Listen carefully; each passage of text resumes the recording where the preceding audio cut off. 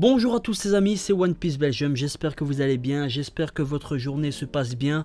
Une pensée, une grosse pensée pour tous ceux qui sont en examen, j'espère que vous étudiez bien, j'espère que vous allez réussir votre année, que vous soyez en France, en Belgique, en Algérie, au Maroc, enfin, il y a plein de pays qui me suivent. J'espère que vous allez réussir ce que vous entreprenez. Aujourd'hui, on se retrouve pour la review du chapitre 868.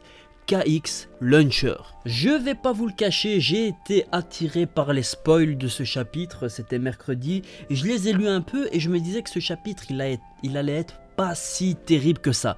Eh bien je me suis trompé, ce chapitre franchement il était bien, bon il était pas oufissime, il était pas de dingue, mais c'était quand même un bon chapitre.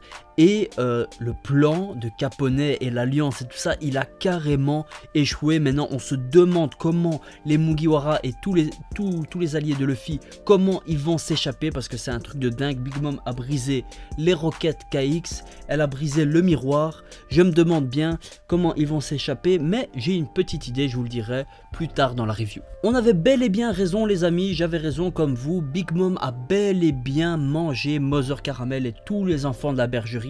Et j'ai bien kiffé dans ce chapitre, on a eu la confirmation qu'en fait l'île où se trouvait la bergerie, ben, c'est l'île où a été fondée Totland. Et enfin toute l'archipel de Totland en fait elle est basée sur cette île. Et ça franchement c'était pas mal, j'ai kiffé. Il y a deux personnes qui ont été témoins de ce que a fait Big Mom. C'est un géant, je pense pas qu'on a dit son nom, mais en fait il a répandu toute la rumeur comme quoi Big Mom a mangé Mother Caramel et toute la bergerie à tous les géants du monde sur Elbaf et tous les géants dans le monde. Donc les géants maintenant ils ont bel et bien une rancœur contre Big Mom. Sûrement qu'on le reverra dans l'arc d'Elbaf, sûrement que le roi va parler de cette rancœur. Et on apprend aussi dans ce chapitre, ça j'ai aimé, pourquoi Big Mom veut que César travaille sur la géantification et tout ça. En fait c'est tout simplement pour avoir un repas avec des gens de sa taille. Et Big Mom elle a créé Whole Cake Island et Totland pour perpétuer en fait le rêve de Mother Caramel. Donc voilà, dans One Piece on est toujours dans une sorte de cycle, on a à chaque fois ça dans One Piece. Et là on l'a eu avec Mother Caramel qui a transmis on va dire son rêve à Big Mom. Ah, et j'étais clairement choqué de la prime de Big Mom, tellement que j'étais choqué, je devais le mettre en titre de cette review. La prime de Big Mom, quand elle avait 6 ans, elle atteignait 50 millions de berries. C'est un truc de fou. Luffy, il a atteint ça, il n'avait pas 50 millions, il avait 30 millions à la fin de S-Blue, mais quand même, c'est pas mal pour un gosse qui a 6 ans, 50 millions de berries. Et on voit une autre affiche après quand elle est un peu plus adolescente. Au début, je pensais que c'était les mêmes affiches, mais en fait non, on voit que quand elle est adolescente, quand elle est un peu plus âgée, elle a 500 millions, parce qu'on voit 500 et après un point. Donc Big Mom, même pas quand elle était Yonko, elle avait 500 millions de berries. Donc imaginez maintenant la prime de Big Mom. Moi franchement, je pense que les Yonko, ils ont pas de prime. Parce que ça serait un peu bête. Imaginez, je sais pas moi, 10 milliards de berries, ou je sais pas moi, 100 milliards.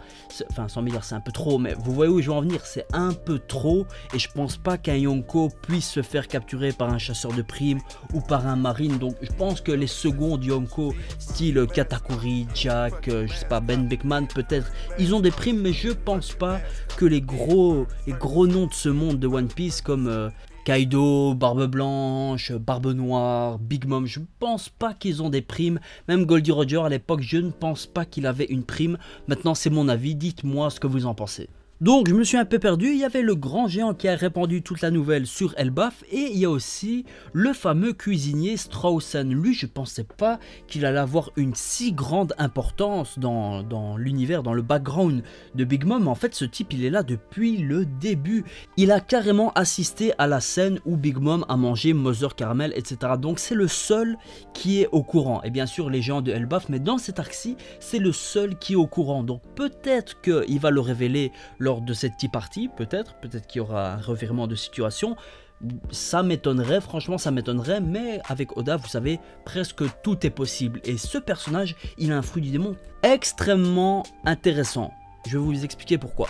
Il a le Kukunomi, je sais plus, c'est le fruit du démon qui permet de toucher, de transformer en nourriture tout ce qu'on touche. Ça c'est très intéressant. pour l'équipage de Luffy. Imaginez juste, par exemple, bon je sais c'est un petit délire et tout ça, mais imaginez juste Sanji qui mange ce fruit du démon. Il pourrait, enfin ça rentre totalement dans le délire je trouve de l'équipage de Luffy. Je sais pas ce que vous en pensez, mais moi franchement je suis fan. Je dis pas maintenant qu'il va mourir ou quoi et que Sanji va le manger, mais franchement ça pourrait être pas mal. Même par exemple un fruit du démon de la viande, je suis sûr que si on découvre un personnage avec le fruit du démon de la viande, je suis sûr que Luffy va d'office le faire rentrer dans l'équipage. Enfin c'est sûr et certain, Luffy il kiffe la viande comme je sais pas quoi. Sinon on a bien vu les dégâts du Haki des rois de Big Mom. C'est un truc de dingue. On l'avait déjà vu avant à l'époque avec Riley par exemple qui avait carrément fait évanouir toute la salle à Shabaudi.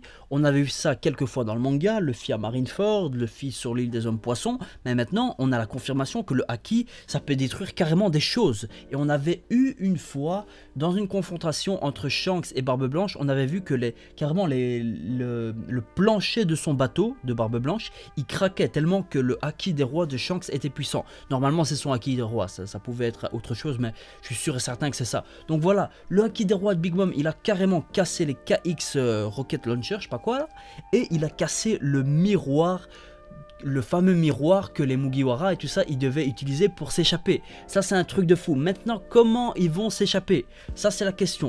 Moi je pense, parce qu'on a vu à la fin du chapitre que Capone s'est carrément transformé en un château géant Big Father je sais pas quoi. Ça c'est franchement très classe, j'ai kiffé cette transformation.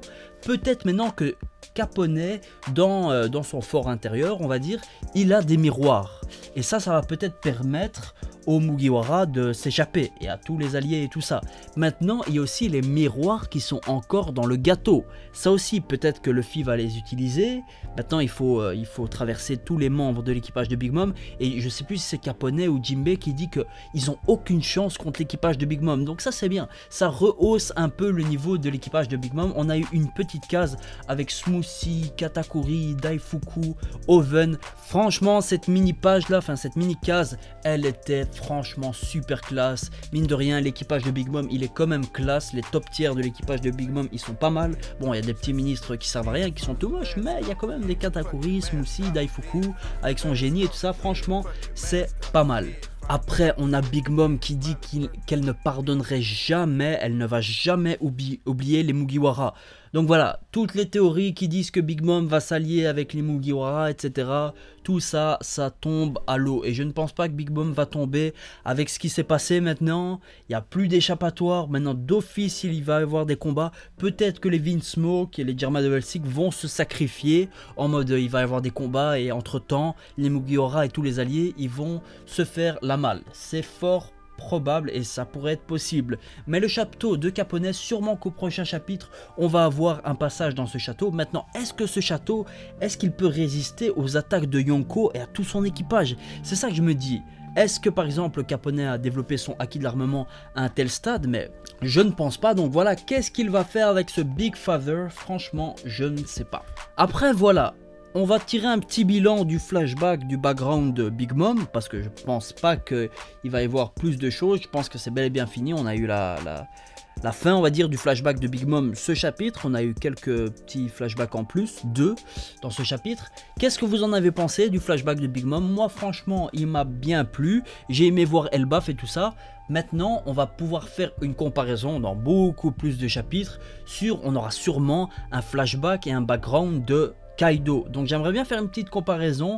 Ce sera, je sais pas si je ferai toujours des vidéos, des reviews et tout ça, mais on verra bien. J'aimerais bien faire dans le futur une petite comparaison entre le flashback de Big Mom et celui de Kaido. Sûrement qu'on va aussi voir l'enfance de Kaido, peut-être ses débuts avec son équipage et tout ça. Ça pourrait être franchement super. Moi je kifferais totalement parce que vous savez, si vous suivez un peu ma chaîne, que j'ai une petite préférence pour Kaido plutôt que Big Mom, parce que je sais pas, Kaido c'est voilà l'homme où s'embête et tout ça. Il est franchement plus badass, on peut le dire, que Big Mom. Sinon ça m'a bien fait rire dans le chapitre. On a tous les membres de la Tea Party et toute l'alliance et tout ça qui sont fixés sur Big Mom et ses fameux cris. Et dans une petite case, on voit Ichiji qui ne regarde même pas Big Mom et qui regarde juste sa boîte de raid suit. Là, ils n'ont pas encore enfilé leur fameux raid suit. J'ai envie qu'ils les mettent pour voir à quoi ils ressemblent tout simplement.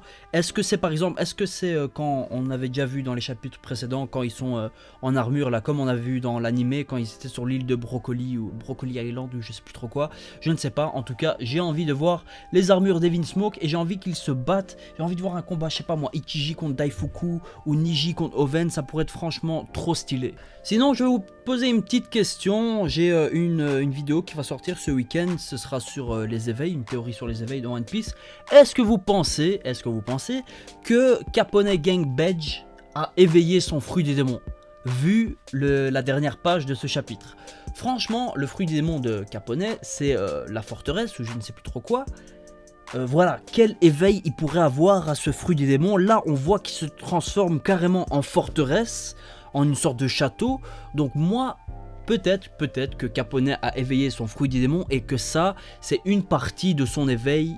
Ça pourrait être, franchement, ça peut être très plausible. Son fruit du démon, c'est le Shironomi, donc c'est un homme, on va dire, forteresse. Donc peut-être que son éveil, c'est de se transformer carrément en une vraie forteresse.